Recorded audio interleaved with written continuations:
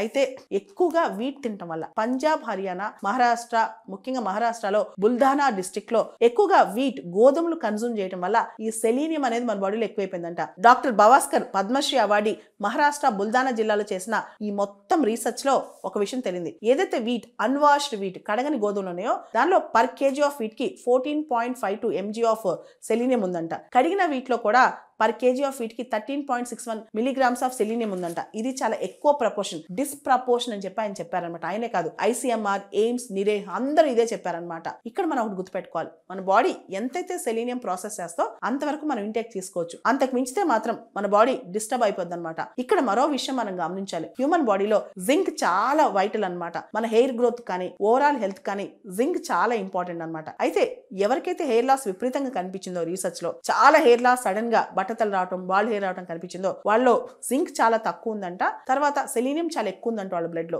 దీంతో excessive selenium consumption అనేది చాలా తప్పు అని చెప్పి డాక్టర్స్ చెప్తున్నారు అనమాట. ఇక్కడ అసలు ఈ ప్రాంతంలో పంజాబ్, హర్యానా బెల్ట్ లో ఇంత సెలీనియం ఎందుకు వచ్చింది, ఇదే పెద్ద క్వశ్చన్. దీని మీద చాలా రీసెర్చ్ జరుగుతుంది. ప్రాథమికంగా వచ్చిన నివేదిక ప్రకారం మన హిమాలయస్ శివాలిక్ రేంజ్ లో ఏదైతే లోయర్ రేంజెస్ ఆఫ్ హిమాలయస్ ఉన్నాయో ఆ ప్రాంతంలో రేంజ్ రాక్స్ ఉంటాయంట. ఈ రాక్స్ లో సెలీనియం కంటెంట్ చాలా ఉంటుందంట. వర్షం పడినప్పుడు ఈ రాక్స్ బాగా కరిగి ఈ సెలీనియం వర్షపు నీటి ద్వారా ఈ పంట పొలాల్లోకి వచ్చేస్తుంది పంజాబ్, హర్యానా.